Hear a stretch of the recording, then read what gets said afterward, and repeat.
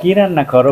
আজকে আমার বার্থডে, আর আমার বার্থডে উপলক্ষে সবচেয়ে সহজ পদ্ধতিতে আপনাদেরকে বিরিয়ানি রান্না করে দেখাবো। কারণ আমার বড় বিরিয়ানি খুব পছন্দ করে, আর আমিও। তার জন্য তো আগে মুরগিটা কিনতে হবে নাকি, এই জন্য আমরা তিনজনে বেরিয়ে পড়লাম। তিনজন বুঝতে পারলেন না তো, ওই যে আমার সাথে ছিল আমার টুনি, আর এই যে মুরগি কিনে নিলাম। আমরা মুরগি কিনে একটু কলা কিনে আমরা চলে আসলাম।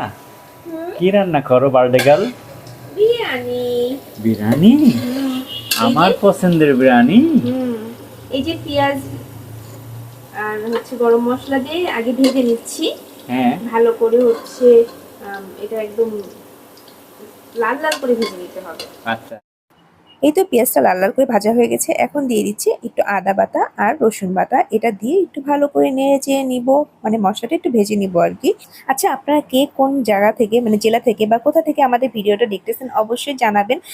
ভালো লাগলে লাইক কমেন্ট শেয়ার করে দিবেন, আর একটু মরিচা গুঁড়ো দিয়ে দিলাম পরিমাণ মতো। তারপর মুরগিটা দিয়ে দিলাম, মুরগিটা দিয়ে একটু কষাবো। আমি কিন্তু আরো মশলা দেই নাই এখনো, বাকি মশলাগুলো দিব, দেখতে থাকুন। তারপর এখানে একটু ভালো করে কষিয়ে নিয়ে দিয়ে দিলাম জিরার গুঁড়া। আর এখানে আমি বিরিয়ানি মিক্স মশলাটা ইউজ করতেছি, এই জন্য বাইরের মশলা খুব একটা বেশি দিলাম না, বিরিয়ানি মশলাটা দিয়ে দিলাম। আর এই 10 টাকা দামের গুঁড়া দুধের প্যাকেট আর একটু ভিনেগার দিয়ে আমি ভালো করে আগে দুধটা একটু গুলিয়ে নিয়ে ভিনেগার দিয়ে দিব। আর সাথে সাথে হয়ে যাবে টক দই, রেডিমেড টক দই। আর এই টক দইটা দিয়ে একটু বাদাম গুঁড়া দিয়ে আবারও কিছুক্ষণ কষিয়ে নিব। মুরগিটা যত ভালো কষানো হবে, মানে সফট হবে, বিরিয়ানিটা খেতে কিন্তু তত ভালো লাগবে। এখন আমি চাল নিয়েছিলাম 5 পট, তো হচ্ছে তার ডাবল পানি দিয়ে দিলাম, লবণ দিয়ে দিলাম।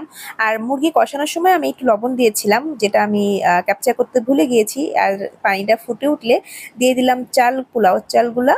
অ্যান্ড তারপর হচ্ছে মিক্স করে আস্তে আস্তে রান্না করব।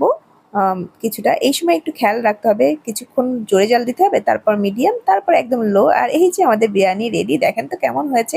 এই বিরিয়ানিটা খেতে কিন্তু অনেক মজা হয়।